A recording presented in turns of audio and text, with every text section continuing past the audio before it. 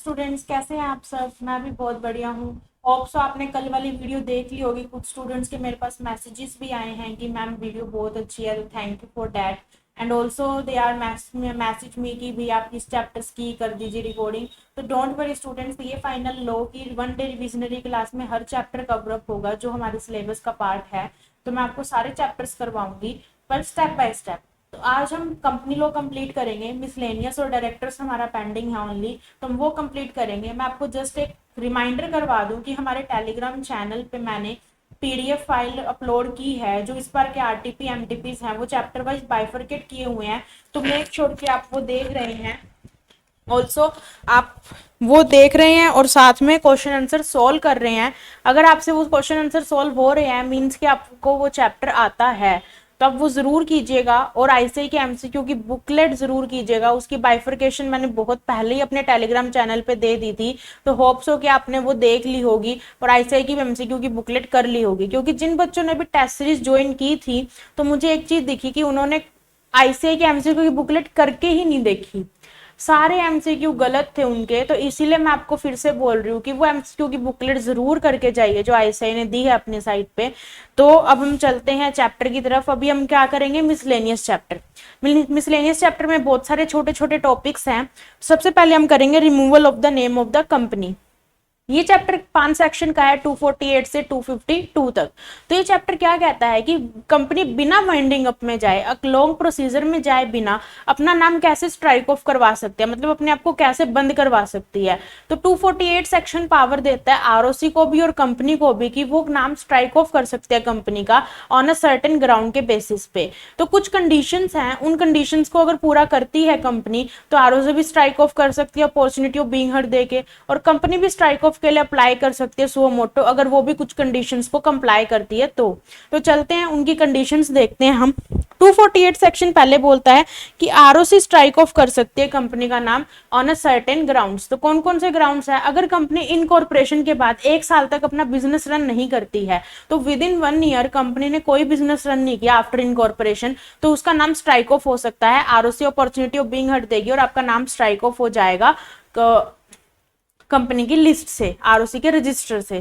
फिर उसके बाद इन्होंने बोला कि अगर कंपनी कंटिन्यूसली 2 ईयर्स तक अपने ऑपरेशन रन नहीं करती तो तब भी आपका नाम स्ट्राइक ऑफ हो सकता है। And the third one is कि आफ्टर सब्सक्रिप्शन, जो फर्स्ट सब्सक्राइबर्स होते हैं कंपनी के, उन्होंने सब्सक्रिप्शन मनी पे नहीं किया है और उन्होंने कोई डेक्लेरेशन फाइल नहीं की जो with in 180 days declaration file करनी होती है, तो आरओसी स्ट्राइक ऑफ कर सकती है आपका नाम। And the last one is कि कंपनी की फिजिकल वेरिफिकेशन होने के बाद, आफ्टर इनकॉर्पोरेशन एक फिजिकल वेरिफिकेशन होती है बच्चे, तो वो होने के बाद कंपनी की, उसके बाद भी कंपनी ने अपने ऑपरेशन रन नहीं किए तो आरओसी उसका नाम स्ट्राइक ऑफ कर देगी। तो आरओसी के पास 4 कंडीशंस है नाम स्ट्राइक ऑफ करने की। फर्स्ट वन इज हमारी कौन सी कंडीशन है? इनकॉर्पोरेशन के बाद 1 साल तक बिजनेस रन नहीं हुआ। सेकंड वन इज 2 ईयर्स तक ऑपरेशन रन नहीं हुए continuously.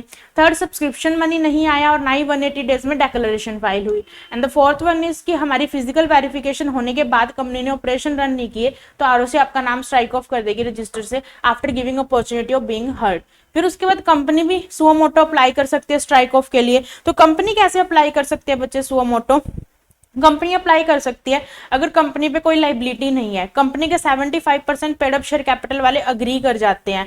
And the last one क्या है कि कंपनी में एसआर पास हो जाए। पर 5 कंडीशन है, मैंने अभी 3 ही बताई है। 2 कंडीशन बिल्कुल सेम है जो आरओसी की थी कि कंपनी के इनकॉर्पोरेशन के बाद 1 ईयर तक ऑपरेशन रन नहीं हुए, ये कंटिन्यूसली 2 ईयर्स तक कंपनी ने ऑपरेशन रन नहीं किए, तो कंपनी का नाम स्ट्राइक ऑफ हो जाएगा रजिस्टर से। तो ये 5 कंडीशन है कंपनी की। कौन कौन सी? SR pass in the company, 75% paid up share capital वाले अग्री करने चाहिए। फिर उसके बाद कंपनी की लाइबिलिटी पे ऑफ होनी चाहिए। इनकॉर्पोरेशन के बाद with in 1 year business run नहीं हुआ और कंटिन्यूसली 2 ईयर तक ऑपरेशन रन नहीं हुए। तो ऐसी कोई भी कंडीशन अगर कंपनी फुलफिल करती है, सारी कंडीशन फुलफिल करती है, तो फिर कंपनी का नाम स्ट्राइक ऑफ हो सकता है आरओसी के रजिस्टर से after filing an application to ROC.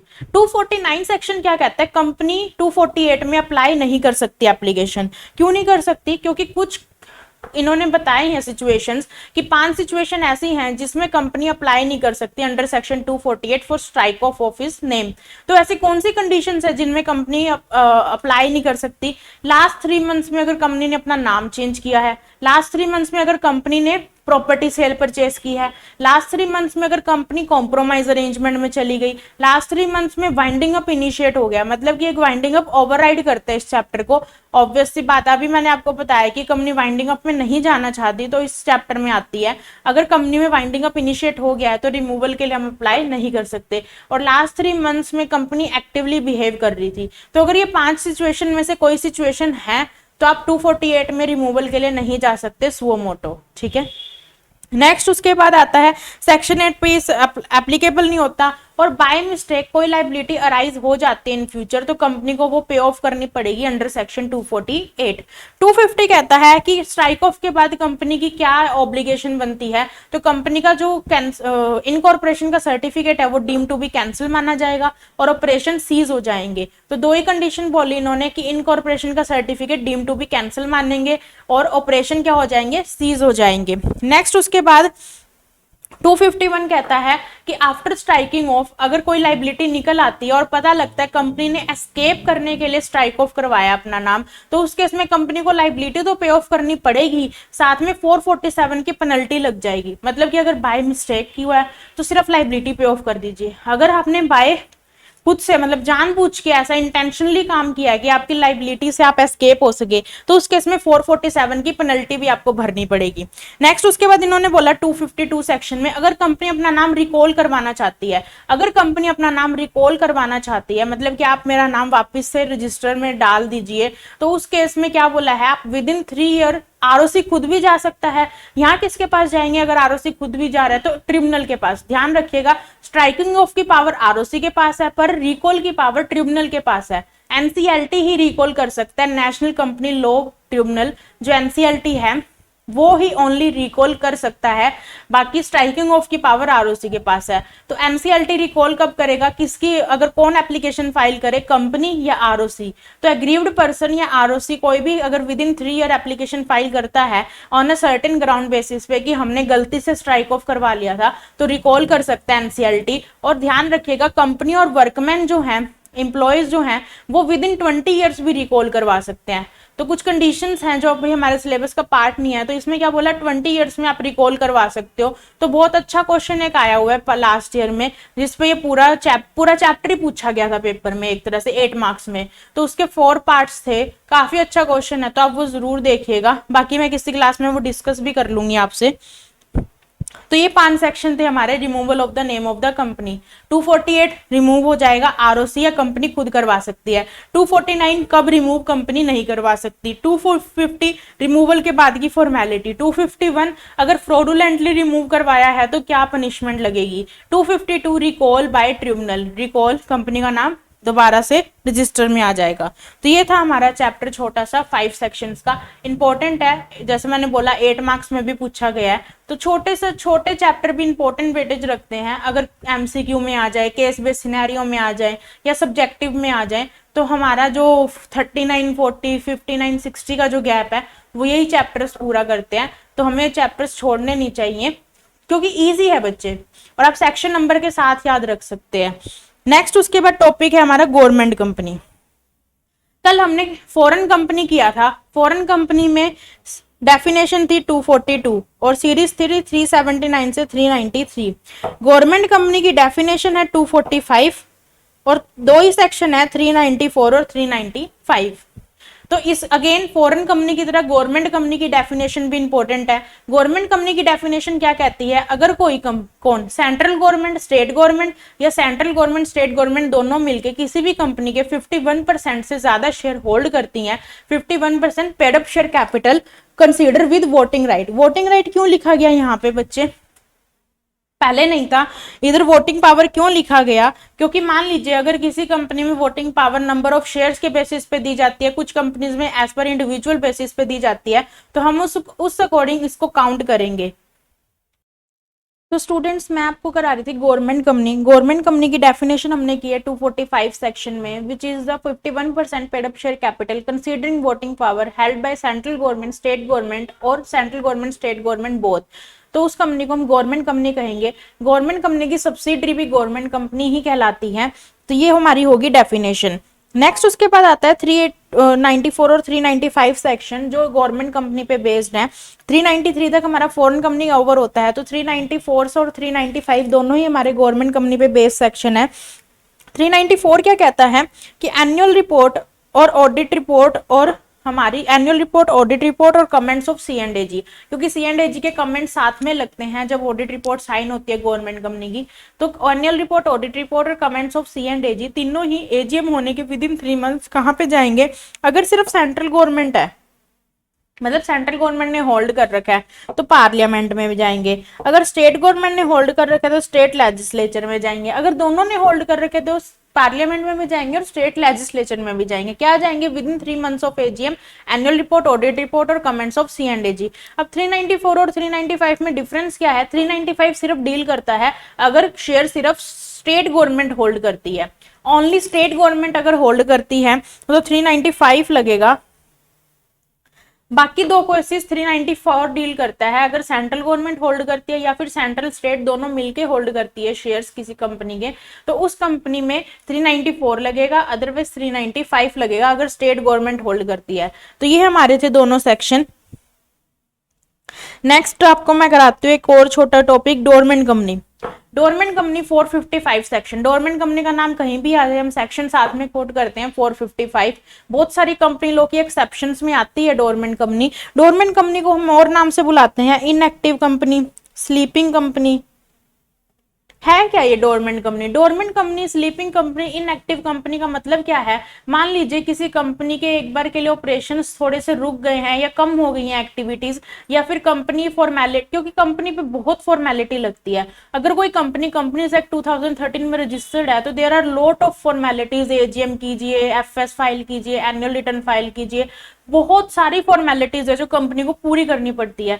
तो उसके लिए एक वे आया कि अगर आपकी मान लीजिए कुछ टाइम तक बिजनेस कंप्लाइंसेस आप अपने कम करना चाहते हैं, क्योंकि आपका बिजनेस थोड़े टाइम के लिए रुक गया है, मान लीजिए कोई सीजनल बिजनेस है या कुछ भी ऐसा कारण है, तो उस केस में आप डोरमेंट स्टेटस ले सकते हैं। डोरमेंट स्टेटस क्यों लेती है कंपनी? कि एक बार के लिए कंपनी इनएक्टिव हो गया, स्लीपिंग हो गया है, तो ROC कुछ काफी हद तक कंप्लाइंसेस जो है वो रिलैक्स कर देता है, एग्जम्प्ट कर देता है। उस कंपनी को काफी ज्यादा कंप्लाइंसेस का कंप्लाई नहीं करना है अगर उसने डोरमेंट स्टेटस लिया हुआ है। तो डोरमेंट स्टेटस मिलता कब है? सबसे पहली बात, या तो इनकॉर्पोरेशन के बाद बिजनेस रन ही नहीं हुआ, या फिर इनकॉर्पोरेशन के बाद बिजनेस तो रन हो गया बट सिग्निफिकेंट ट्रांजैक्शन नहीं हुई, या फिर लास्ट पॉइंट है कि हमने 2 साल तक फाइनेंशियल स्टेटमेंट और एनुअल रिटर्न फाइल नहीं की।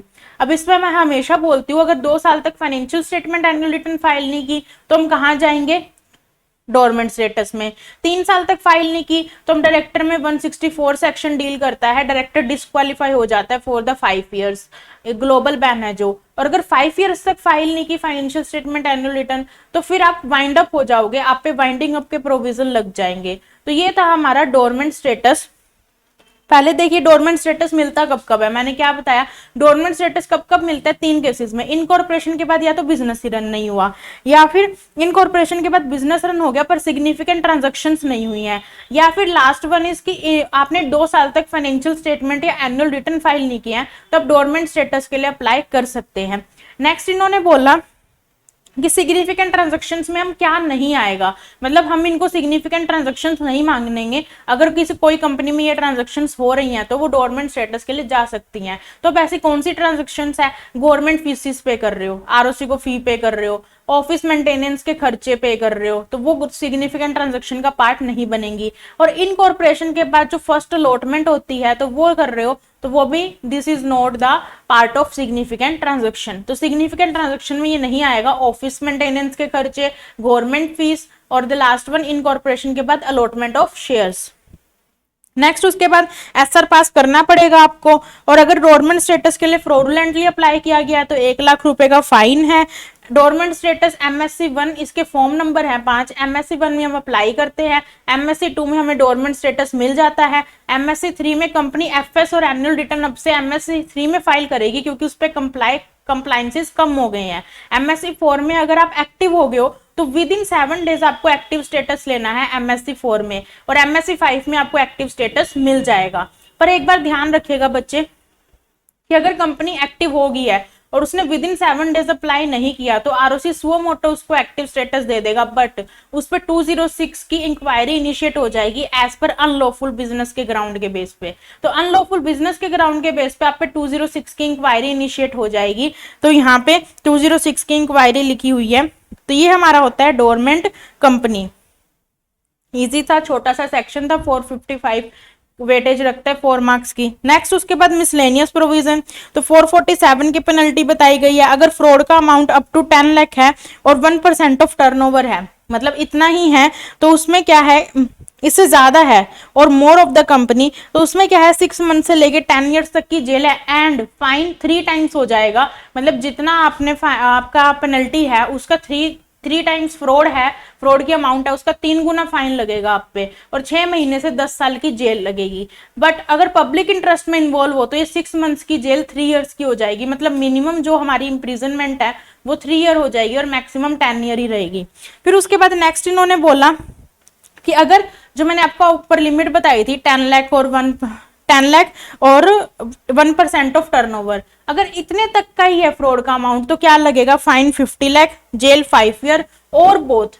इसमें यहाँ पे एंड नहीं है, मतलब दोनों नहीं लगेंगे, या तो दोनों लग सकते हैं, वो डिस्क्रिप्शन है कोर्ट की कि फाइन लगाना है, जेल लगाना है या दोनों लगाने हैं, पर लो बाउंड नहीं करता कि दोनों लगाइए। तो यहाँ पे एंड वर्ड नहीं है और वर्ड है, तो जेल 5 ईयर, फाइन 50 लाख और बोथ। ठीक है, नेक्स्ट उसके बाद जनरल पेनल्टी कल मैं आपको करवा चुकी हूँ।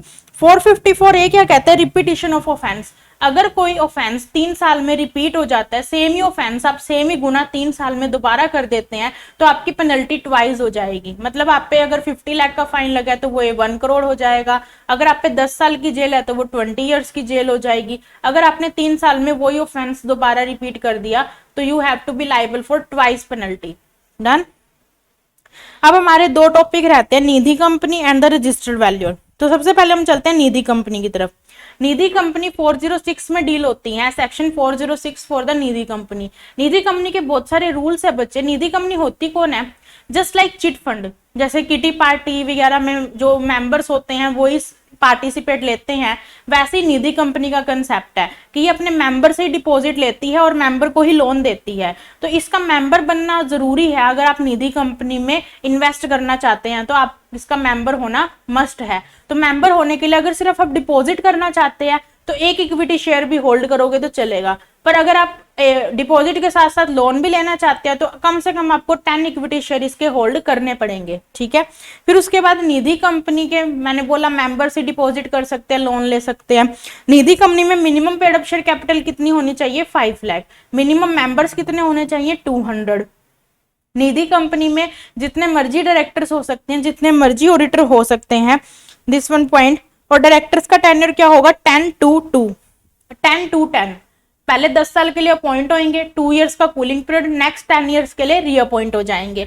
और ऑडिटर का होता है 552, 5 के लिए अपॉइंट, 5 के लिए रीअपॉइंट, नेक्स्ट 2 इयर्स का हमारा रहता है कूलिंग पीरियड।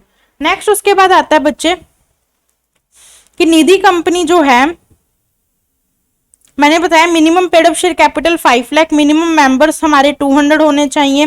फिर उसके बाद निधि कंपनी प्रेफरेंस शेयर इशू नहीं कर सकती, पर ओल्ड निधि कंपनी, ओल्ड मतलब कंपनीज एक्ट 1956 में अगर कोई निधि कंपनी रजिस्टर्ड है तो वो रिडीमेबल प्रेफरेंस शेयर इशू कर सकती है। निधि कंपनी का मेंबर माइनर नहीं हो सकता, पर उसके बिहाफ पे गार्डियन हो सकता है for the purpose of deposit. Nidhi company gold loan दे सकती है, पर उस गोल्ड पे फर्दर लोन नहीं ले सकती। निधि कंपनी कोई और बिजनेस रन नहीं कर सकती। निधि कंपनी डिविडेंड अगर देती है तो कितना दे सकती है, मैक्सिमम 25% ऑफ नेट प्रॉफिट। ध्यान रखिएगा, max to max Nidhi company कितना दे सकती है, 25% ऑफ नेट प्रॉफिट। और वो डिविडेंड इक्वली अमाउंट का या उससे ज्यादा अमाउंट का आपको रिजर्व में ट्रांसफर करना कंपलसरी है। ये जो कंप्लायंस है हमारी लॉ से हट चुकी है, पर निधि कंपनी में स्टिल है कि आपको रिजर्व में ट्रांसफर करना कंपलसरी है जितना डिविडेंड आपने डिस्ट्रीब्यूट किया है। लॉकर की इनकम निधि कंपनी कितनी ले सकती है, max to max 20% of gross revenue. अगर ग्रोस इनकम का 20% ही लॉकर से इनकम होनी चाहिए निधि कंपनी को, उससे ज्यादा नहीं। फिर उसके बाद नेक्स्ट इन्होंने बोला कि निधि कंपनी को कुछ फॉर्म्स फाइल करने पड़ेंगे। कौन से फॉर्म, NDH1 फॉर्म इनकॉर्पोरेशन के 1 साल बाद विद इन 90 डेज फाइल करने होते हैं। उसकी 4 कंप्लाइंसेस होती है, कौन कौन सी, 200 मेंबर्स होने चाहिए, नेट ऑन फंड 10 लाख या उससे ज्यादा, नेट ऑन फंड और डिपॉजिट का रेशो 1:10 का होना चाहिए, और अनकम्बर्ड डिपॉजिट्स टोटल डिपॉजिट के 10% या उससे ज्यादा होने चाहिए। अगर ये चारों कंप्लाइंसेस पूरे हैं तो निधि कंपनी NDH1 फॉर्म फाइल करेगी इनकॉर्पोरेशन के विद इन 90 डेज। अगर ये कंप्लाइंसेस पूरे नहीं हुए हैं इनकॉर्पोरेशन के बाद तो निधि कंपनी NDH2 फाइल करेगी, जिसमें रीजनल डायरेक्टर से 1 ईयर की एक्सटेंशन और मांगेगी। तो ये बहुत पहले अमेंडमेंट आ चुकी थी कि आप आरडी से 1 ईयर की फर्दर एक्सटेंशन मांग सकते हैं अगर आपने कंप्लाइंसेस पूरे नहीं किए हैं, तो सेकंड फाइनेंशियल ईयर में आप ये कंप्लाइंसेस पूरे कर लीजिए। फिर उसके बाद एक NDH4 फॉर्म है, ये भी कंप्लाइंसेस के लिए ही है कि निधि कंपनी ने जो ऊपर सारे कंप्लाइंसेस हैं वो पूरे कर लिए हैं, सॉरी, तो नई निधि कंपनी कब देगी? After 1 year of incorporation with in 60 days. Incorporation के 1 साल पूरा होने के बाद with in 60 days NDH4 form file होगा। पर जो एग्जिस्टिंग निधि कंपनी है वो कब देगी? रूल आने के 6 महीने में। इनकॉर्पोरेशन के या तो विद इन 1 ईयर या फिर रूल आने के 6 मंथ्स में, विच एवर इज लेटर। मान लीजिए कोई 20 साल पुरानी निधि कंपनी है तो वो क्या करेगी, ये जो रूल आया है उसके विद इन 6 मंथ ये फॉर्म फाइल करेगी। और ये रूल आने से पहले कोई विद इन 1 ईयर कोई निधि कंपनी बनी है तो वो फिर आप क्या करोगे, इनकॉर्पोरेशन के विद इन 1 ईयर ये NDH4 फॉर्म फाइल कर दोगे। ठीक है, तो ये था हमारा निधि कंपनी का। नेक्स्ट उसके बाद आते हैं हम रजिस्टर्ड वैल्यूअर पे। रजिस्टर्ड वैल्यूअर क्या होता है बच्चे? आजकल वैल्यूएशन के लिए हम रजिस्टर्ड वैल्यूअर बुलाते हैं। अगर कंपनी के अनकोटेड शेयर की वैल्यूएशन है, प्रॉपर्टी की वैल्यूएशन है, बॉन्ड की वैल्यूएशन है, इमूवेबल प्रॉपर्टी की वैल्यूएशन है, किसी की भी वैल्यूएशन है जो फ्रीली ट्रेडेबल नहीं है मार्केट में, तो वैल्यूएशन रिपोर्ट लगती है किसके? रजिस्टर्ड वैल्यूअर की, तो उसे बोलते हैं हम RV, रजिस्टर्ड वैल्यूअर। तो रजिस्टर्ड वैल्यूअर 247 डील करता है, इसकी अपॉइंटमेंट ऑडिट कमेटी करती है। अगर कंपनी में ऑडिट कमेटी नहीं है तो बोर्ड ऑफ डायरेक्टर करेंगे, पर अगर कंपनी में ऑडिट कमेटी है तो ओनली ऑडिट कमेटी ही अपॉइंट करेगी, बोर्ड ऑफ डायरेक्टर अपॉइंट नहीं कर सकते, तो ऑडिट कमेटी अपॉइंटमेंट करेगी। फिर उसके बाद 247 ये कहता है स्पेसिफिकली कि इसकी डिस्क्वालिफिकेशन बताता है। ये क्या कहता है? अपॉइंटमेंट से 3 साल पहले, अपॉइंटमेंट के 3 साल बाद आपका कोई डायरेक्ट और इनडायरेक्ट इंटरेस्ट नहीं होना चाहिए जिस भी कंपनी में आप as a registered valuer appoint हुए हो। तो आप विद इन 3 ईयर कितना हो गया? 36 मंथ्स। तो 36 मंथ्स मतलब 3 ईयर्स में आपका ना तो अपॉइंटमेंट से पहले ना अपॉइंटमेंट के बाद कोई डायरेक्ट इनडायरेक्ट इंटरेस्ट होना चाहिए। फिर उसके बाद रजिस्टर्ड वैल्यूअर के भी निधि कंपनी की तरह सर्टेन रूल्स हैं कि रजिस्टर्ड वैल्यूअर की एलिजिबिलिटी क्या है, कब वो अपना COR किससे लेगा, सर्टिफिकेट ऑफ रजिस्ट्रेशन। बिल्कुल CA की तरह होता है, CA जैसे COP लेते हैं वैसे registered valuer certificate of registration लेते हैं। तो ऐसे ही जैसे अपने CA के बच्चे हायरार्की क्या है, CA के ऊपर ICAI, ICAI के ऊपर गवर्नमेंट, तो यहाँ पे क्या है, रजिस्टर्ड वैल्यूअर के ऊपर RVO, रजिस्टर्ड वैल्यूअर ऑर्गेनाइजेशन, और उसके ऊपर अथॉरिटी जो सेंट्रल गवर्नमेंट ने एस्टैब्लिश की है। तो ये हायरार्की है कि RV के ऊपर RVO जो एग्जाम कंडक्ट करवाते हैं, जैसे ICAI के एग्जाम कंडक्ट करवाते हैं, CA को COP देते हैं, और RVO के ऊपर कौन है? अथॉरिटी जो एस्टैब्लिश है बाय सेंट्रल गवर्नमेंट। तो ये हायरार्की बनती है। तो सबसे पहले हम रूल्स में चलते हैं, RV को डील करते हैं। रजिस्टर्ड वैल्यूअर कौन बन सकता है? तो इंडिविजुअल में वही है, अनसाउंड माइंड का नहीं होना चाहिए, इंसॉल्वेंट नहीं होना चाहिए, कन्विक्टेड बिल्कुल डायरेक्टर की तरह है, 6 महीने से अगर 5 साल तक 6 महीने से 7 ईयर्स तक अगर कन्विक्टेड है तो 5 साल के लिए डिस्क्वालीफाई है, मोर देन 7 ईयर है तो लाइफ टाइम के लिए डिस्क्वालीफाई है। फिर उसके बाद इन्होंने बोला कि क्वालिफिकेशन क्या, RVO का एग्जाम पास कर रखा हो, जैसे CA बनने के लिए ICAI का एग्जाम पास करना जरूरी है, वैसे RV बनने के लिए RVO का एग्जाम पास करना जरूरी है। फिर उसके बाद RVO रिकमेंड करे, जैसे ICAI अपने CA को रिकमेंड करता है एज अ मेंबर, वैसे ही RVO भी रिकमेंड करे RV को एज अ मेंबर। फिर उसके बाद इन्होंने बोला क्या क्वालिफिकेशन चाहिए, पोस्ट ग्रेजुएट हो तो 3 इयर्स का एक्सपीरियंस चाहिए। अगर किसी इंस्टीट्यूट के मेंबर हो, इंस्टीट्यूट का मेंबर का मतलब है जैसे हम ICAI के मेंबर हैं, किसी एक्ट में पार्लियामेंट में कोई इंस्टीट्यूट पास हुआ है जैसे ICAI, ICSI, ICWI, तो उसके मेंबर हो तो भी 3 साल का एक्सपीरियंस चाहिए। पर अगर ग्रेजुएट हो तो 5 साल का एक्सपीरियंस चाहिए। तो ये एक्सपीरियंस वैल्यूएशन के फील्ड में होना चाहिए। फिर उसके बाद नेक्स्ट इन्होंने बोला कि RV रेजिडेंट ऑफ इंडिया होना चाहिए अकॉर्डिंग टू फेमा एक्ट। फिर उसके बाद इनकम टैक्स के प्रोविजंस का अगर वायोलेशन कर रखा है तो 5 साल के लिए वो डिस्क्वालीफाई हो जाएगा। तो ये सारी RV की एज अ इंडिविजुअल लेवल पे डिस्क्वालिफिकेशंस हैं, मतलब कि अगर मैं RV बनना चाहती हूँ तो मेरे पे ये क्वालिफिकेशन डिस्क्वालिफिकेशंस लग जाएंगी।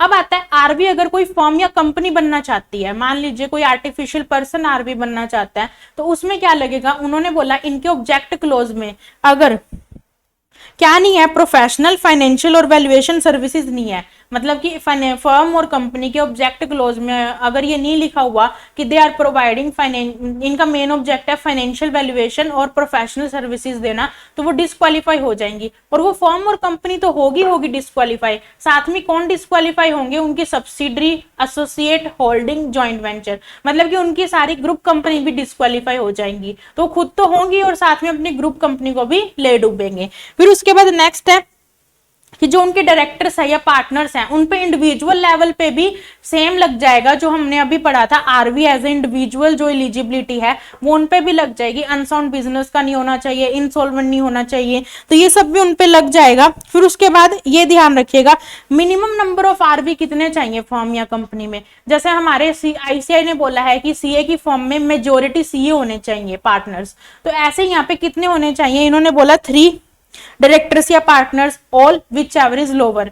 तो 3 और ऑल विच, मतलब मान लीजिए 6 हैं तो 3 कम से कम चाहिए, या 2 हैं तो 2 तो पूरे ही होने चाहिए। तो विच एवर इज लोअर है 3 और all which ever is lower. और अगर आप किसी पर्टिकुलर फील्ड में वैल्यूएशन की सर्विस दे रहे हैं तो आपका एक पार्टनर उस पर्टिकुलर फील्ड में एक्सपर्टीज होना चाहिए। फिर अगर आरवी आपको बने रहना है तो ये सारी एलिजिबिलिटी आपको लाइफ टाइम तक कंप्लाई करनी पड़ेगी। फिर उसके बाद इन्होंने बोला कि आरवी कितने टाइम तक अपने क्लाइंट के रिकॉर्ड मेंटेन करता है, 3 साल तक। 3 साल तक आपको अपने क्लाइंट के रिकॉर्ड को संभाल के रखना पड़ेगा। नेक्स्ट उसके बाद इन्होंने बोला कि सर्टिफिकेट ऑफ रजिस्ट्रेशन हम किससे लेंगे, हम इंडिविजुअल है तो अथॉरिटी के पास जाएंगे, इंडिविजुअल है 5,000 रुपए, फॉर्म ए लगेगा 18% जीएसटी लगेगा, फॉर्म है तो फॉर्म बी लगेगा 10,000 रुपए और 18% जीएसटी लगेगा। फिर ये किसके पास जाएंगे, अथॉरिटी के पास। अथॉरिटी फिर या तो एक्सेप्ट करेगी या फिर रिजेक्ट करेगी। रिजेक्ट करने के बाद 21 डेज का रेक्टिफिकेशन का टाइम मिलेगा, फिर हम रेक्टिफाई करके दोबारा एप्लीकेशन फाइल करेंगे। फिर उसके बाद अथॉरिटी 45 डेज में रिप्लाई करेगी, फिर एक्सेप्ट या रिजेक्ट करेगी। फिर उसके बाद हमें एक और रेक्टिफिकेशन का टाइम मिलेगा, वो है 15 डेज का। 15 डेज का फिर से रेक्टिफिकेशन का टाइम मिलेगा। नेक्स्ट उसके बाद अथॉरिटी फाइनली बता देगी इधर ही विल एक्सेप्ट और रिजेक्ट। मतलब हमारे पास 2 बार रेक्टिफिकेशन का टाइम है, 21 डेज और 15 डेज का। बीच में 45 डेज में अथॉरिटी रिप्लाई करेगी। तो ये सीओआर की पूरी एक चार्ट है कि सीओआर हम कैसे ले सकते हैं।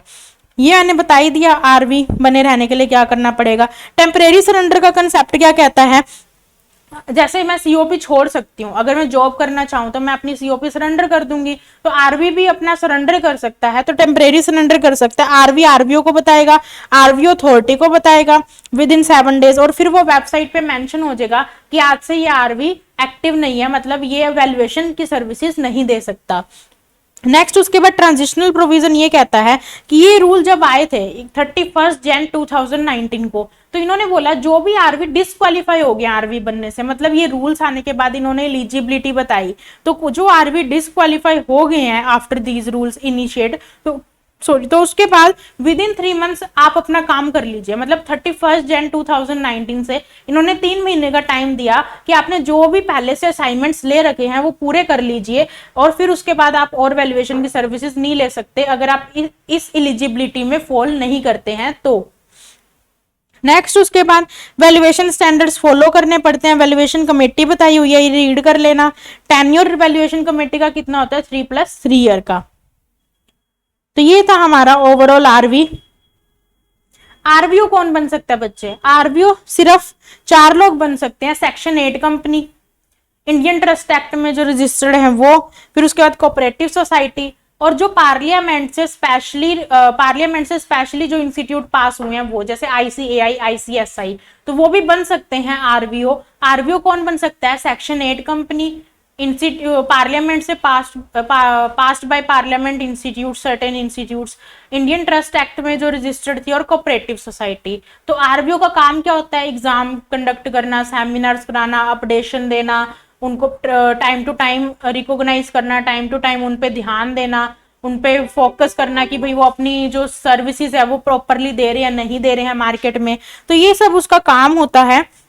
नेक्स्ट उसके बाद कैंसिल और या सस्पेंड कर सकते हैं आरवीओ या आरवी का सर्टिफिकेट अथॉरिटी कर सकती है on a certain ground basis पे। अगर किसी ने कंप्लेन फाइल करनी है तो 1000 की नॉन रिफंडेबल फीस के साथ आप कंप्लेन फाइल कर सकते हैं, फिर उस पर इंक्वायरी चलेगी। आरवी की कंप्लेन है तो आरवीओ भी कर सकते हैं इंक्वायरी, आरवीओ की कंप्लेन है तो अथॉरिटी इंक्वायरी करेगी। तो ये था हमारा रजिस्टर्ड वैल्यूअर। तो हमारा मिसलेनियस टॉपिक हो गए हैं आज। मिसलेनियस टॉपिक कौन कौन से थे बच्चे? Government company, dormant, removal of the name of the company, registered value और निजी कंपनी, मिसलेनियस की कुछ पेनल्टीज। तो ये हमारे मिसलेनियस के टॉपिक थे। एक मैंने एक और चीज बतानी थी आपको कि स्पेशल कोर्ट में एक थोड़ा सा इनबिल्ड हुआ था कि अगर कोई नोटिस है और नोटिस पे डेट नहीं है कि आपको इतने टाइम में रिप्लाई करना है, तो विच is the minimum 15 days maximum 30 days. मतलब आपको रिप्लाई कितने टाइम में देना होता है? Minimum 15 days maximum 30 days. ऐसे ही नोटिस सर्व का टाइम भी इतना ही होता है, मिनिमम 15 डेज मैक्सिमम 30 डेज। ठीक है, तो ये था हमारा सारा। और एक लास्ट, लॉ में हमेशा टाइम लिमिट क्या रहती है? फर्स्ट डे एक्सक्लूड रहता है और लास्ट डे इंक्लूड रहता है। जब भी आप टाइम लिमिट कैलकुलेट करेंगे फर्स्ट डे एक्सक्लूड करेंगे, लास्ट डे इंक्लूड करेंगे। तो ये मैं हमेशा ही बताती हूँ, जब भी टाइम लिमिट काउंट करें तो टाइम लिमिट में हमेशा बच्चा गड़बड़ करता है एक दिन आगे पीछे की, तो वो आप ध्यान रखिएगा कि फर्स्ट डे एक्सक्लूड रहता है, लास्ट डे इंक्लूड रहता है। डन। तो मिसलेनियस हो गया हमारा। नेक्स्ट हम अब डायरेक्टर की तरफ चलेंगे, डायरेक्टर करेंगे, फिर उसके बाद हमारा कंपनी लॉ हो जाएगा ओवर। तो students now we move on to director. मैंने अभी आपको बोला तो डायरेक्टर हमारा 149 से लेके 205 तक कवर करता है, जिसमें हमारे 3 चैप्टर्स आ जाते हैं। वैसे मैं 2 में डिवाइड करती हूँ, एक तो डायरेक्टर हम करेंगे ही और एक मैनेजरियल रेम्युनरेशन जो 196 से 205 तक रहता है, और एक 149 से हमारा 195 तक। तो डायरेक्टर शुरू करते हैं। डायरेक्टर सबका स्ट्रॉन्ग होता है मान के चलती हूँ मैं, पर जिसका नहीं है उसका भी हो जाएगा। तो ध्यान से सुनिएगा और फोकस रखिएगा, सुनने पे कंसंट्रेशन। जो मैं हमेशा कहती हूँ कि अपनी बुक्स नोट्स सब बंद कर दीजिए and then focus on what I will say to you. तो फिर अब ये देखिए, डायरेक्टर स्टार्ट करते हैं सेक्शन 149 से। सेक्शन 149 4 तरह की बातें करता है। Minimum maximum number of director, resident director, women director, independent director. Independent हम लास्ट में डील करेंगे, बिल्कुल एंड में। तो minimum maximum number of director ये क्या कहता है? OPC private public minimum is 1 2 3। OPC में 1 डायरेक्टर होना जरूरी है, प्राइवेट में 2, पब्लिक में 3, और मैक्सिमम कितने 15 डायरेक्टर्स। तो मैक्सिमम 15 डायरेक्टर्स होने जरूरी हैं तीनों में। फिर उसके बाद इन्होंने बोला, जरूरी नहीं सॉरी, मैक्सिमम 15 डायरेक्टर्स हो सकते हैं। फिर इन्होंने क्या बोला? इन्होंने कहा कि 15 से आप ऊपर भी रख सकते हैं डायरेक्टर, पर आपको एसआर पास करना पड़ेगा। स्पेशल रेजोल्यूशन पास करके आप 15 से अब भी डायरेक्टर अपॉइंट कर सकते हैं। बट गवर्नमेंट कंपनी और सेक्शन 8 कंपनी एक्सेप्शन है इसकी। गवर्नमेंट कंपनी और सेक्शन 8 कंपनी में बिना एसआर के भी आप कितने भी डायरेक्टर्स अपॉइंट कर सकते हैं। There is no limit of maximum in the government company and section 8 company. ठीक है, तो पेपर में क्वेश्चन हमेशा डायरेक्टर से कैसा आता है? मैं हमेशा कहती हूँ एक्सेप्शंस का एक क्वेश्चन रहता ही रहता है। कैसे रहता है? आपसे पहले पूरा प्रोविजन पूछ लेंगे, पार्ट बी में पूछेंगे if this is this company, तो क्या आपका आंसर चेंज होता है? जैसे मान लीजिए पहले पूछ लिया कि 15 से 18 डायरेक्टर्स अपॉइंट करने हैं, देन बी पार्ट में पूछ लिया कि if this is a government company या सेक्शन 8 कंपनी, तो what will be your answer. तो इस तरह का एक पार्ट बी क्रिएट होता है डायरेक्टर में एक्सेप्शन को लेके। नेक्स्ट उसके बाद रहता है वुमेन डायरेक्टर। वुमेन डायरेक्टर कब एप्लीकेबल होगा? मतलब कौन सी कंपनी को वुमेन डायरेक्टर रखना जरूरी है?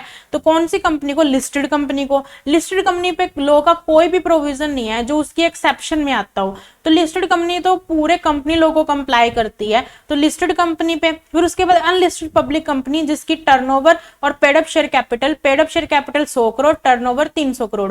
तो 100 करोड़ या 300 करोड़ से ऊपर है, लिस्टेड 100 300 से याद रखिएगा आप। तो इससे ऊपर है तो आपको वुमेन डायरेक्टर रखना कंपलसरी है। वुमेन डायरेक्टर की अगर वैकेंसी हो जाती है तो within 3 months of vacancy और immediate next board meeting whichever is later. तो इसमें हम टाइम लिमिट भी कई बार काउंट करने को मिलती है पेपर में कि कब वुमेन वैकेंसी हमें फिल करनी थी। तो इमीडिएट नेक्स्ट बोर्ड मीटिंग और 3 months whichever is later में आपको वुमेन की वैकेंसी फिल्ड आउट करनी पड़ेगी। नेक्स्ट उसके बाद आता है हमारा कि वुमेन डायरेक्टर, मान लीजिए रूल आने के बाद किसी कंपनी पे कभी भी साल के बीच में ये लिमिट में फॉल करेगी, तो इन्होंने बोला इनकॉर्पोरेशन के बाद विद इन 6 मंथ्स आप ये आपको वुमेन डायरेक्टर है वो रखना पड़ेगा। मतलब एक ट्रांजिशनल प्रोविजन बता दिया कि रूल आने के बाद जिन जिन कंपनीज पे लग जाता है या इनकॉर्पोरेशन के टाइम ये लग रहा है, तो विद इन 6 मंथ आप वुमेन डायरेक्टर अपनी कंपनी में रख लीजिए, ठीक है।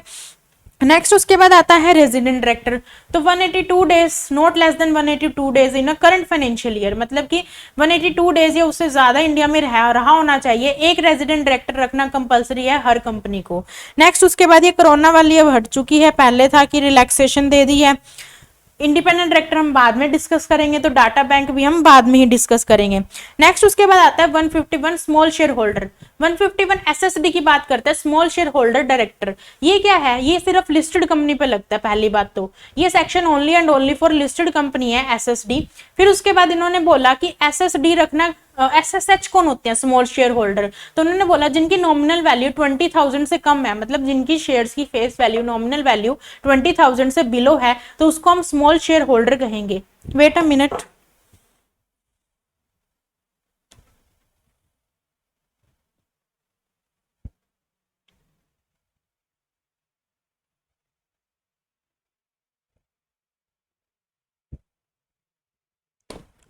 तो मैं आपको क्या बोल रही थी, SSH small shareholder. Small shareholder जिनकी नॉमिनल वैल्यू 20,000 से बिलो है उसको स्मॉल शेयर होल्डर कहते हैं।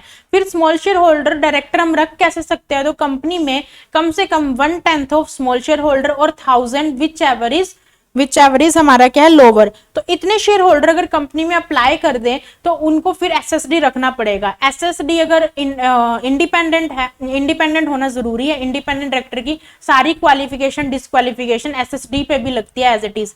एसएसडी पे 152 का 6 नहीं लगता, मतलब कि एसएसडी कभी रिटायर्ड बाय रोटेशन नहीं होता है। फिर उसके बाद ध्यान रखिएगा एसएसडी का टेन्योर होता है 3 इयर्स का।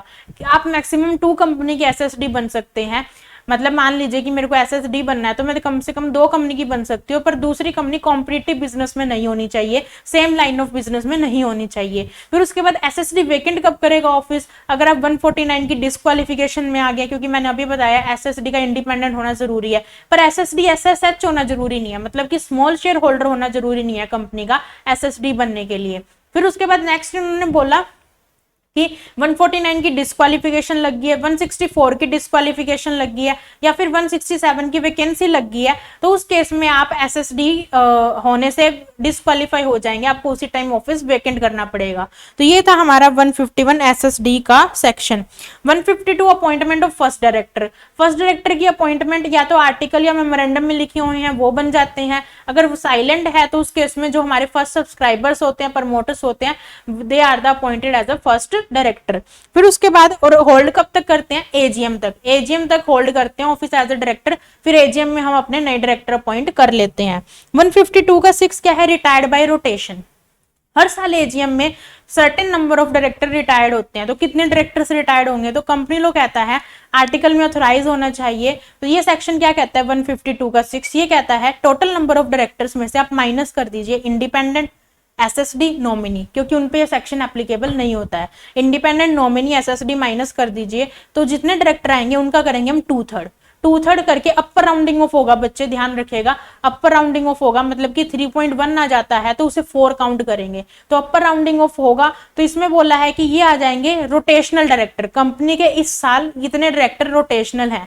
फिर रिटायर्ड बाय रोटेशन कैसे आएंगे, रोटेशनल डायरेक्टर जितने भी आए हैं उसका कर देंगे हम 1/3। यहाँ पे नॉर्मल राउंडिंग ऑफ होगी। नॉर्मल राउंडिंग ऑफ का मतलब क्या है, 0.5 से अबव जाते ही हम नेक्स्ट लेते हैं, वरना हम पीछे वाला ले लेते हैं न्यूमेरिकल। फिर उसके बाद नेक्स्ट आता है हमारा कि ये आ जाते हैं रिटायर्ड बाय रोटेशन, मतलब कि इतने डायरेक्टर रिटायर्ड होंगे इस साल। जैसे मैंने 15 का किया 2/3, 10 का किया 1/3, तो ये 3 आ गए। तो मतलब इस साल मेरी कंपनी से 3 डायरेक्टर रिटायर्ड होंगे।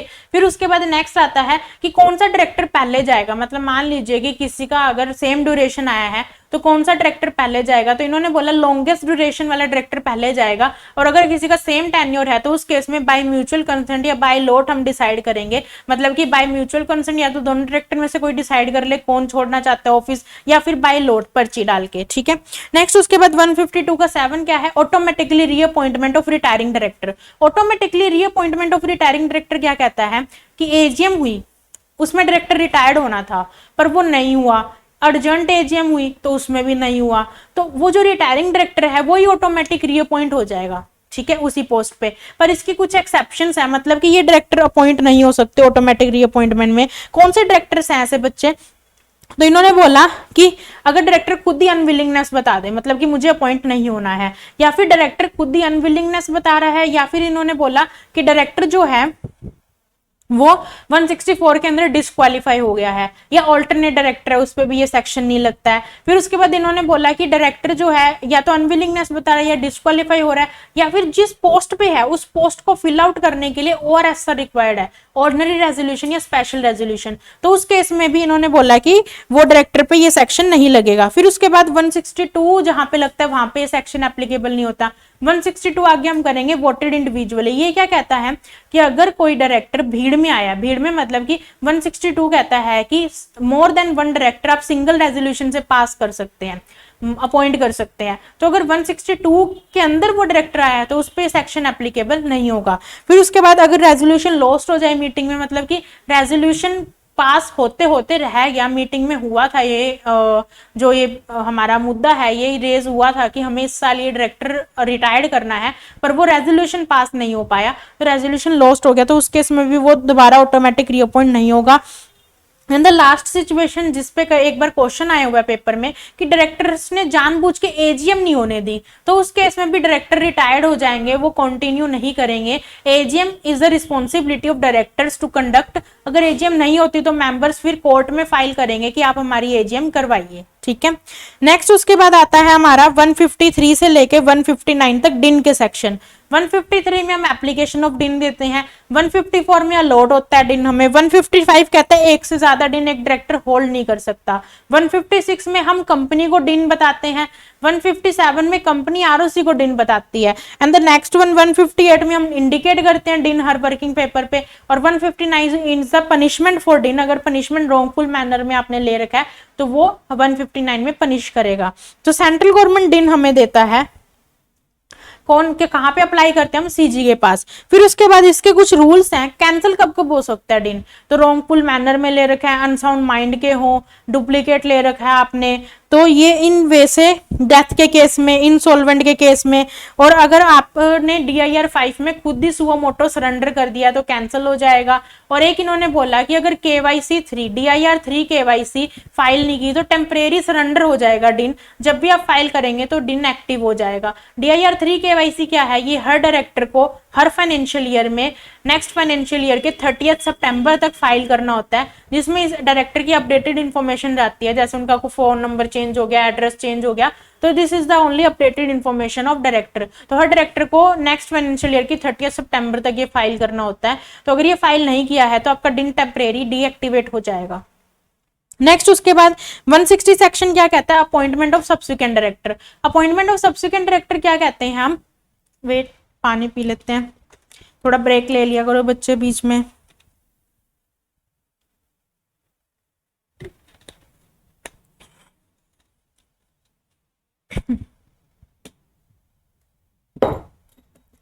तो मैं क्या बता रही थी आपको, हाँ, तो हम कह रहे थे 160 अपॉइंटमेंट ऑफ सब्सिक्वेंट डायरेक्टर।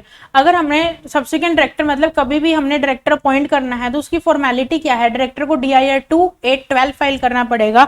2812 हमारे फॉर्म्स होते हैं जिसमें वो कंसेंट देते हैं कि हम डिस्क्वालीफाई नहीं है, हम अग्री हैं अपॉइंटमेंट के लिए, तो वो फाइल करना पड़ेगा। 14 डेज का एक नोटिस जाएगा रजिस्टर्ड ऑफिस में कंपनी के कि हम अपॉइंट होना चाहते हैं। एक रिफंडेबल डिपॉजिट जाएगा 1 लाख का। रिफंड कब होगा, या तो आप कंपनी में अपॉइंट हो गए हैं या फिर 25% से ज्यादा वोटिंग आपकी फेवर में थी तो वो डिपॉजिट आपका रिफंड हो जाएगा, अदरवाइज आपका फॉरफिट कर लिया जाएगा। बट निधि कंपनी में ये डिपॉजिट 10,000 का हो जाता है, और सेक्शन 8 कंपनी की खुद की डिस्क्रिप्शन है कि ये रिफंड करना है या नहीं करना, मतलब उस पर वो कंडीशन नहीं लगती 25% वोटिंग पावर की और अपॉइंटमेंट की। और किसको ये डिपॉजिट नहीं देना, इंडिपेंडेंट डायरेक्टर को नहीं देना है, नॉमिनी डायरेक्टर को नहीं देना है, उसके अलावा ये डिपॉजिट उनको नहीं देना है जो एनआरसी ने रिकमेंड किया है जिनको, और जिस कंपनी में एनआरसी नहीं है, मतलब नॉमिनेशन एंड रेम्युनरेशन कमेटी नहीं है, उस कंपनी में बोर्ड ऑफ डायरेक्टर ने रिकमेंड किया है, तो उस केस में आपको ये डिपॉजिट देने की जरूरत नहीं है। फिर उसके बाद नेक्स्ट आता है, हाँ, नोटिस मेंबर्स को जाएगा एटलीस्ट 7 डेज पहले, न्यूज़पेपर ऑल्सो रिकमेंडेड है, तो इतना इंपॉर्टेंट नहीं है। 161 है हमारा वैकेंसी, 161 का 1 2 3 4, 1 is additional, 2 alternate, 3 nominee, 4 casual vacancy, additional, alternate, nominee, casual vacancy 1 बात करता है, और चारों ही आर्टिकल में ऑथराइज होना चाहिए, आर्टिकल पावर देता हो तभी लगेंगे। 1 एडिशनल डायरेक्टर, एडिशनल डायरेक्टर का कंसेप्ट क्यों आया, मान लीजिए साल के बीच में हमें किसी डायरेक्टर की जरूरत है, तो हम जनरल मीटिंग करवाते रहेंगे हर बार ORSR के लिए, तो इसीलिए एडिशनल डायरेक्टर का कंसेप्ट आया कि आप किसी डायरेक्टर को अपॉइंट कर सकते हैं as additional director BR pass करके, पर उसका टेन्योर कहां तक रहेगा, AGM हेल्ड और due date of AGM whichever is earlier. मान लीजिए AGM 30 सितंबर को होनी होती है ड्यू डेट, तो या तो उससे पहले हो गया है तो AGM में ही उसका टेन्योर खत्म हो जाएगा, अगर AGM उसके बाद हुई है तो ड्यू डेट पे ही उसका टेन्योर खत्म हो जाएगा। एडिशनल डायरेक्टर को हम फिर AGM में 160 के according, appointment of subsequent director के अकॉर्डिंग, नॉर्मल डायरेक्टर के अकॉर्डिंग लेके आते हैं कंपनी में, वो AGM तक के लिए आता है कि एक बार बीच में जरूरत पड़गी तो बोर्ड ऑफ डायरेक्टर ने BR पास करके एडिशनल डायरेक्टर अपॉइंट कर लिया। पर ध्यान रखिएगा, अगर कोई डायरेक्टर AGM में रिजेक्ट हो चुका है तो बैकडोर एंट्री अलाउ नहीं है, मतलब वो एडिशनल डायरेक्टर की तरह कंपनी में अपॉइंट नहीं हो सकता है। तो ये था हमारा सेक्शन 161 का 1। 2 ऑल्टरनेट डायरेक्टर, ऑल्टरनेट डायरेक्टर का कंसेप्ट क्या कहता है, अगर कोई डायरेक्टर 3 महीने या उससे ज्यादा आउटसाइड इंडिया रहा है तो उसकी जगह उसकी परछाई बन के ऑल्टरनेट डायरेक्टर आएगा, मतलब ओरिजिनल डायरेक्टर अगर इंडिया से बाहर 3 महीने या उससे ज्यादा रह चुका है तो उसकी जगह एक ऑल्टरनेट डायरेक्टर अपॉइंट हो जाएगा। पर ध्यान रखिएगा बच्चे, ऑल्टरनेट डायरेक्टर अपॉइंट करने की पावर सिर्फ और सिर्फ बोर्ड ऑफ डायरेक्टर के पास है, मतलब बोर्ड ऑफ डायरेक्टर ही अपॉइंट कर सकते हैं ऑल्टरनेट डायरेक्टर, और कोई नहीं कर सकता, वो पर्सन खुद के लिए ऑल्टरनेट नहीं ला सकता, बोर्ड ऑफ डायरेक्टर ही अपॉइंट करेंगे कंपनी के। तो 3 महीने से ज्यादा कोई इंडिया से बाहर रहा है तो उसके लिए ऑल्टरनेट डायरेक्टर आएगा। इंडिपेंडेंट का ऑल्टरनेट भी इंडिपेंडेंट होना चाहिए। नेक्स्ट उसके बाद इन्होंने बोला कि अगर ओरिजिनल डायरेक्टर वीडियो कॉन्फ्रेंसिंग के थ्रू मीटिंग में आ जाता है तो ओरिजिनल का वोट काउंट होगा, बाकी केसेस में ऑल्टरनेट का वोट काउंट होगा। ऑल्टरनेट का पीरियड कितना होता है, जब तक ओरिजिनल वाला इंडिया में नहीं आ जाता, और वैसे ऑल्टरनेट का पीरियड होता है ओरिजिनल का जितना ऑफ टाइम पीरियड है ऑफिस का उतना ही ऑल्टरनेट का टाइम पीरियड है। पर ऑल्टरनेट पे 152 का 7 नहीं लगता है, automatic reappointment of retiring director. Alternate directorship count होती है 165 में, नंबर ऑफ डायरेक्टरशिप में काउंट होती है। अगर आप किसी कंपनी में ऑल्टरनेट डायरेक्टरशिप होल्ड करते हैं तो आप उस कंपनी में कोई और डायरेक्टरशिप होल्ड नहीं कर सकते, और इसी का वाइस वर्सा। फिर उसके बाद इन्होंने बोला आप मैक्सिमम कितनी ऑल्टरनेट डायरेक्टरशिप ले सकते हैं, तो सिंगल कंपनी में सिंगल, और मैक्सिमम डिफरेंट कंपनीज में 20 ऑल्टरनेट डायरेक्टरशिप ले सकते हैं, क्योंकि 165 कहता है कि हम 20 कंपनी के डायरेक्टर बन सकते हैं, एक पर्सन 20 कंपनी का डायरेक्टर बन सकता है। डन, ये था हमारा 161 का 2 ऑल्टरनेट डायरेक्टर। 161 का 3 क्या बोलता है, nominee director. Nominee director bank PFI का रिप्रेजेंटेटिव होता है, अगर हमने उनसे लोन वगैरह लिया है तो ये उनका नॉमिनी होता है। जब लोन वगैरह हो जाएगा रीपे तो ये डायरेक्टर हट भी जाएगा, तो इसको रिफंडेबल डिपॉजिट देने की जरूरत नहीं होती ना। इस पे 152 का 6 लगता है रिटायर्ड बाय रोटेशन का कंसेप्ट। तो nominee director board of director appoint करते हैं for in the recommendation of bank PFI। 161 का 4 क्या कहता है, casual vacancy, filling of casual vacancy. अगर कोई डायरेक्टर बीच में छोड़ जाता है, मर जाता है, कुछ भी हो जाता है, तो कैजुअल वैकेंसी कौन फिल करेगा, board of director. BR pass करके बोर्ड ऑफ डायरेक्टर नया लेके आएंगे। पर ध्यान रख, और उसका टेन्योर कितना रहेगा, रिमेनिंग जितना पहले वाले डायरेक्टर का रिमेनिंग पीरियड रह गया है उतना ही टेन्योर वो सर्व करेगा। मान लीजिए 5 साल के लिए कोई डायरेक्टर अपॉइंट हुआ था, 2 साल का उसने पीरियड सर्व किया, फिर वो मर गया, तो उसकी जगह कोई और डायरेक्टर आया तो वो 3 साल ही सर्व करेगा क्योंकि वो उसकी जगह पे आया, उसके प्लेस पे। पर अगर कैजुअल वैकेंसी की भी कैजुअल वैकेंसी हो जाती है तो बोर्ड ऑफ डायरेक्टर अपॉइंट नहीं कर सकते, वो फिर AGM में ही फिल होगी। क्योंकि इसका रीजन क्या है बच्चे, कैजुअल वैकेंसी की भी कैजुअल वैकेंसी होगी, तो पहली कैजुअल वैकेंसी बोर्ड ने फिल की, क्योंकि ये कैजुअल वैकेंसी अराइज हुई थी क्योंकि AGM में ये डायरेक्टर अपॉइंट हुआ था। अब इसकी वैकेंसी अराइज हुई है, ये डायरेक्टर BR पास करके अपॉइंट हुआ है, तो ये बोर्ड फिल नहीं कर सकता, ये AGM में ही फिल होगी। ठीक है, नेक्स्ट उसके बाद हमारा कंसेप्ट आता है 162 ये मैं बता चुकी हूँ, voted individually, more than one director single resolution से अपॉइंट करने हैं। तो इन्होंने बोला है कि यूनानिमस रेजोल्यूशन होना चाहिए, मतलब कि कोई भी वोट अगेंस्ट नहीं होना चाहिए। सेकंड थिंग इन्होंने ये बोली कि एक मोशन पास होना चाहिए, जो चेयरमैन है मीटिंग का वो एक मोशन पास करेगा, मतलब हर किसी से पूछेगा कि are you agree with this, तो अगर सभी अग्री करते हैं तो फिर उसके बाद एक भी वोट अगेंस्ट नहीं होना चाहिए और एक से ज्यादा डायरेक्टर एक ही सिंगल रेजोल्यूशन से अपॉइंट हो जाएंगे। 163 प्रोपोर्शनल रिप्रेजेंटेशन, ये क्या कहता है बच्चे, प्रोपोर्शनल रिप्रेजेंटेशन माइनॉरिटी के लिए आया ये कहता है कि वंस इन 3 ईयर ये सेक्शन लगेगा, आर्टिकल कन्फर करना चाहिए और जितने भी डायरेक्टर हैं कंपनी के उनका 2/3 जितने भी डायरेक्टर्स बनते हैं उतने इन जो 163 मेथड बताएगा उससे अपॉइंट होंगे। तो 163 मेथड क्या बताता है, cumulative voting, single transferable vote या अदरवाइज प्रेफरेबल मेथड। मतलब ये कहता है कि हम माइनॉरिटी को इतनी पावर दे देंगे कि वो मेजोरिटी जितनी वोटिंग पावर ले लेंगे और साथ में हर किसी को इक्वली वोटिंग मिलेगी, तो फिर पता लगेगा कि कौन डायरेक्टर अपॉइंट कर, कौन सा डायरेक्टर रियल में अपॉइंट होना चाहिए। तो इन्होंने बोला 163 तब लगेगा, एक तो आर्टिकल कन्फर करे, 3 साल में एक बार लगेगा, तीसरा 2/3 डायरेक्टर कंपनी के इन्हीं मेथड से अपॉइंट होंगे जो 163 बताता है। ठीक है, नेक्स्ट उसके बाद 164 हमारा है डिस्क्वालिफिकेशन ऑफ डायरेक्टर। तो डिस्क्वालिफिकेशन सर्टेन बता रखी है, अनसाउंड माइंड का, इंसॉल्वेंट, अभी मैं रजिस्टर्ड वैल्यू में बता के हटी हूँ कि जेल जो है वो 6 मंथ से अगर 7 ईयर है तो 5 ईयर के लिए डिस्क्वालीफाई, 7 ईयर से ज्यादा है तो लाइफ टाइम के लिए।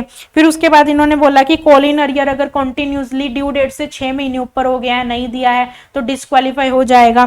फिर उसके बाद अगर रिलेटेड पार्टी ट्रांजेक्शन कर रखी है प्रीसीडिंग 5 ईयर में, ध्यान रखिएगा यहाँ पे एक लूप होल सा है, करंट ईयर में अगर कोई ट्रांजैक्शन कर रखी है तो नहीं है वो डिस्क्वालीफाई, पर प्रीसीडिंग 5 ईयर में कर रखी है तो डिस्क्वालीफाई हो जाएगा, डिन नहीं है उसके पास। तो इन ये सर्टेन डिस्क्वालिफिकेशंस हैं जो हर डायरेक्टर पे लगती है।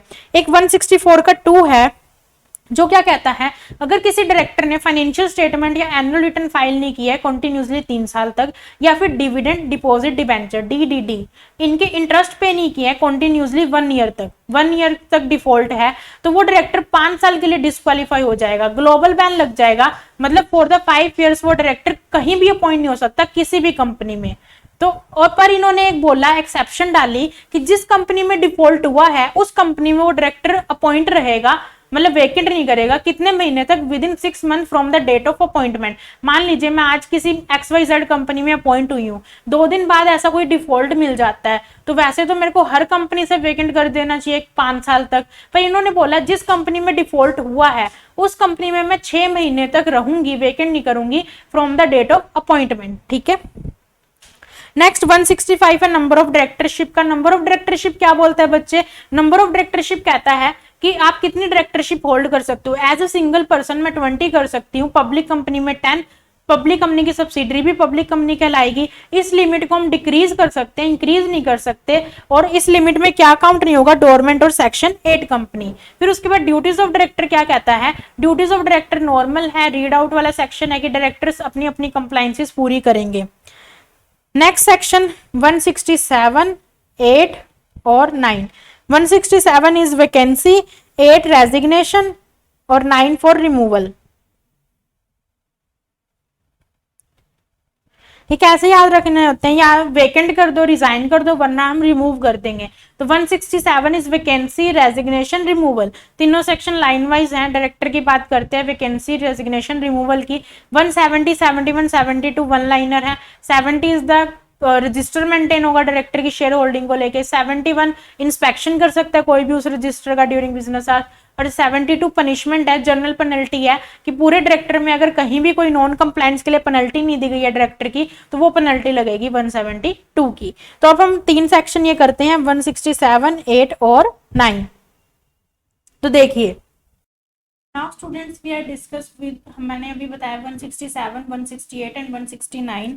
तो 167, 8 और 9 3 सेक्शन हम डिस्कस करने जा रहे हैं। 7 बात करता है वैकेंसी की। वैकेंसी कब होएगी और डायरेक्टर को कब ऑफिस वैकेंट करना पड़ेगा, या तो वो 12 महीने तक किसी भी मीटिंग में आया नहीं, 12 महीने तक उसने कोई मीटिंग अटेंड नहीं की, या फिर वो इंसॉल्वेंट हो गया, 164 की डिस्क्वालिफिकेशन अट्रैक्ट होगी, या फिर कन्विक्टेड हो गया है वो, या फिर एक्स ऑफिशियो। एक्स ऑफिशियो क्या है, एक्स ऑफिशियो का मतलब ये है कि कोई पोस्ट आपको किसी और पोस्ट के बदले मिली है, तो अगर आप उस पोस्ट मेन पोस्ट पोस्ट से वेकेंट करते हैं तो आपको वो पोस्ट भी ऑटोमेटिकली वेकेंट करनी पड़ेगी।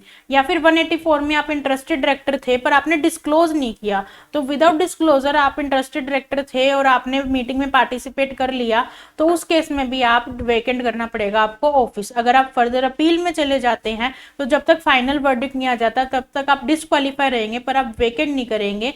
तो ये हमारा था 167 सेक्शन वैकेंसी का। नेक्स्ट उसके बाद आता है बच्चे 167 के बाद 168 सेक्शन। 168 सेक्शन क्या कहता है हमारा, रेजिग्नेशन का।